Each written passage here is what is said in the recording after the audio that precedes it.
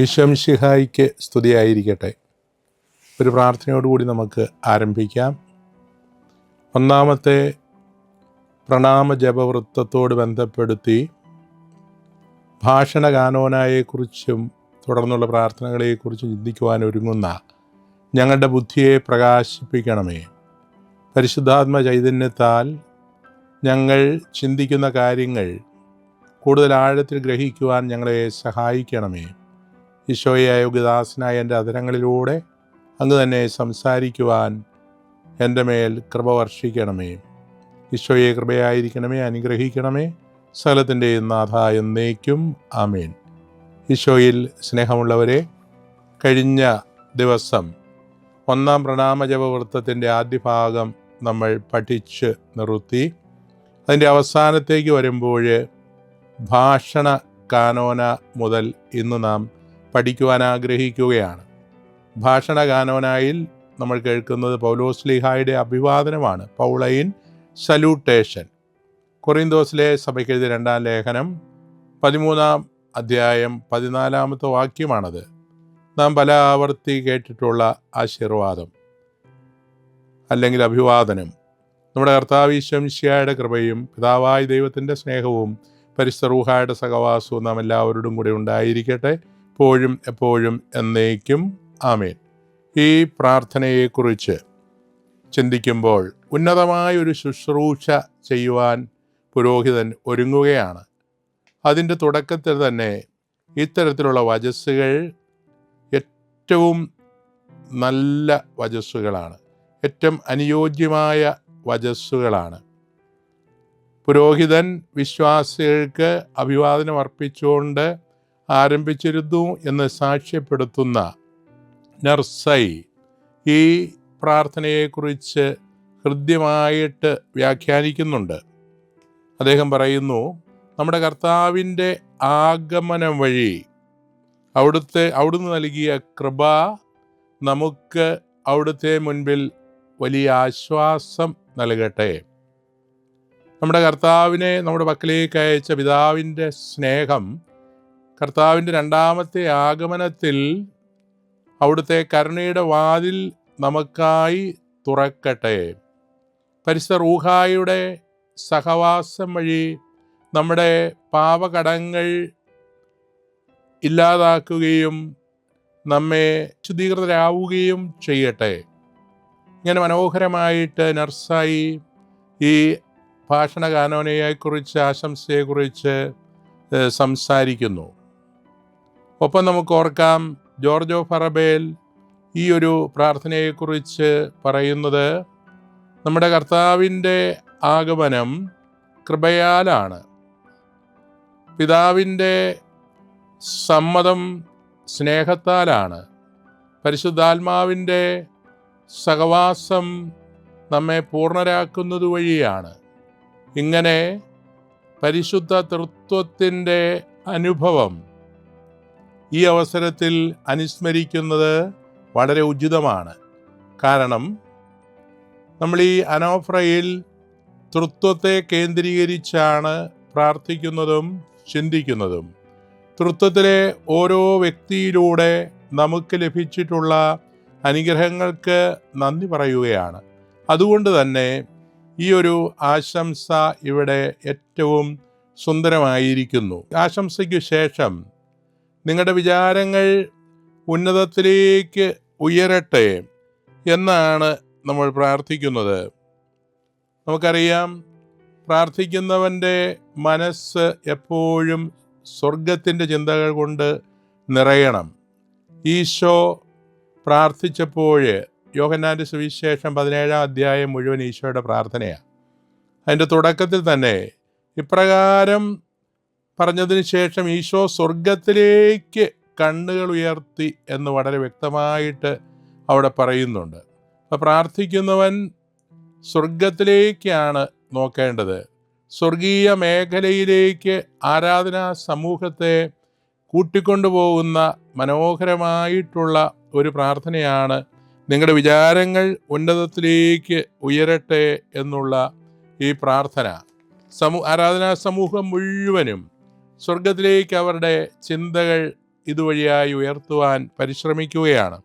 വിലാപം 3:41 നമുക്ക് ഓർക്കാം. നമുക്ക് നമ്മുടെ ഹൃദയവും മനസ്സും സ്വർഗസ്ഥനായ ദൈവത്തെങ്കിലേക്ക് ഉയർത്താം. അതെ, സ്വർഗസ്ഥനായ ദൈവത്തിൻ്റെ സന്നിധിയിൽ നിന്നുകൊണ്ട് നാം പ്രാർത്ഥിക്കുന്നു എന്ന ഒരനുഭവം, ചിന്തയാണ് നമുക്ക് ഉണ്ടാകേണ്ടത്. തിയഡോർ ഈ പ്രാർത്ഥനയെക്കുറിച്ച് സുന്ദരമായിട്ട് വ്യാഖ്യാനിക്കുന്നു. അദ്ദേഹം പറയുന്നു, ഭയാനകമായ ഈ ശുശ്രൂഷ ഭൂമിയിലാണ് നിർവഹിക്കുന്നതെങ്കിലും നാം സ്വർഗത്തിലേക്ക് നോക്കുകയും നമ്മുടെ ആത്മാവിൻ്റെ ദൃഷ്ടികളെ ദൈവസന്നിധിയിലേക്ക് ഉയർത്തുകയും ചെയ്യണം. അപ്പോൾ ഇവിടെ നടക്കുന്ന ശുശ്രൂഷ ഭൂമിയിൽ, എന്നാൽ നമ്മുടെ ഹൃദയവും മനസ്സുമെല്ലാം സ്വർഗീയ അനുഭവം കൊണ്ട് നിറയണം എന്ന് വളരെ വ്യക്തമായിട്ട് പഠിപ്പിക്കുകയാണ്. ഈശോ ബലിയർപ്പിക്കപ്പെടുവാൻ പോവുകയാണ്. അതുകൊണ്ട് നമ്മുടെ ചിന്ത മുഴുവനും ഈശോയിൽ കേന്ദ്രീകൃതമാകണം എന്നുകൂടി ഈ പ്രാർത്ഥന നമ്മെ ഓർമ്മിപ്പിക്കുകയാണ്. ഈശോയുടെ ആഗമനം തന്നെ, അതിൻ്റെ ലക്ഷ്യം തന്നെ നമുക്കറിയാം. വ്യാഖ്യാതാക്കൾ പഠിപ്പിക്കുന്നു, നമുക്ക് സ്വർഗത്തിൻ്റെ അനുഭവം നൽകി സ്വർഗത്തിലേക്ക് കൂട്ടിക്കൊണ്ടു പോകുന്നതിനാണ്. സഭാപിതാക്കന്മാർ പൊതുവെ പഠിപ്പിക്കുന്ന ഒരു ചിന്തയാണ് god became man so that man may become god. ദൈവം മനുഷ്യനായി തീർന്നത് മനുഷ്യരെ ദൈവമാക്കാൻ വേണ്ടിയിട്ടാണ്. അതെ, ഈശോ മണ്ണിലേക്ക് ഇറങ്ങിയത് നമ്മളെ വിണ്ണിലേക്ക്, സ്വർഗത്തിലേക്ക് കൂട്ടിക്കൊണ്ട് പോകുന്നതിന് വേണ്ടിയിട്ടാണ്. വീണ്ടും നമുക്കറിയാം, ഇതിന് ഉത്തരമായിട്ട് ആരാധനാ സമൂഹം പറയുന്നു, അബ്രാഹത്തിൻ്റെയും ഇസ്ഹാക്കിൻ്റെയും യാക്കോബിൻ്റെയും ദൈവമേ, ആരാധ്യനായ രാജാവേ, അങ്ങയുടെ പക്കലേക്ക് എന്നാണ് ഇതിനുത്തരമായിട്ട് പറയുന്നത്. വാസ്തവത്തിൽ ഈ ഒരു പ്രാർത്ഥന ഒരു പഴയ നിയമ ശൈലിയാണ്. ഈ ഒരു ശൈലി വഴി ഏക സത്യ ദൈവത്തെ പ്രഘോഷിക്കുകയാണ്. ഏക സത്യ ദൈവത്തിലുള്ള വിശ്വാസം പ്രഘോഷിക്കുകയാണ്. ഇവിടെ അബ്രാഹം, ഇസഹാക്ക്, യാക്കോബ് അവരെല്ലാം ദൈവത്തിൻ്റെ വലിയ കരുണ അനുഭവിച്ചു. അബ്രാഹം ദൈവത്തിൻ്റെ സന്നിധിയിൽ മകനെ ബലിയർപ്പിക്കാനായിട്ട് തയ്യാറായി. അത് ഈശോയുടെ ബലിയുടെ ഒരു പ്രതിരൂപമാണ്. അതുകൊണ്ട് അബ്രാഹത്തിനുണ്ടായതുപോലെ, മറ്റു പിതാക്കന്മാർക്കുണ്ടായതുപോലെ കരുണയുടെ സ്വർഗീയ അനുഭവം, ദൈവാനുഭവം നമുക്കും ഈ ബലി വഴി ലഭിക്കുന്നു എന്ന ചിന്ത ഇവിടെ നമ്മൾ ഓർക്കണം. വീണ്ടും ആരാധ്യനായ രാജാവേ, അങ്ങയുടെ പക്കലേക്ക് എന്ന് പറയുമ്പോൾ നീതിമാന്മാരും പിതാക്കന്മാരും മഹത്വപ്പെടുത്തിയവനും അവനിൽ മഹത്വീകൃതരായവർ തുടർച്ചയായി മഹത്വപ്പെടുത്തുന്നവനുമാണ് ആരാധ്യനായ രാജാവ്. അതെ, പിതാക്കന്മാരും അതുപോലെ വിശുദ്ധരുമെല്ലാം ദൈവത്തെ മഹത്വപ്പെടുത്തി അവനിൽ മഹത്വീകൃതരായവർ ദൈവസാന്നിധ്യം അനുഭവിച്ച് മഹത്വപ്പെടുത്തുന്നവനുമാണ് ആരാധ്യനായ രാജാവ് എന്ന് നർസൈ നമ്മെ ഈ ഒരു പ്രാർത്ഥനയെക്കുറിച്ച് നമ്മെ പഠിപ്പിക്കുന്നുണ്ട്. വീണ്ടും ഈ പ്രാർത്ഥന തുടരുന്നത് നമുക്കറിയാം. സകലത്തിൻ്റെയും നാഥനായ ദൈവത്തിന് കുർബാന അർപ്പിക്കപ്പെടുന്നു. ഈ ഒരു പ്രാർത്ഥന രണ്ട് കാര്യങ്ങളാണ് നമ്മെ ഓർമ്മിപ്പിക്കുന്നത്.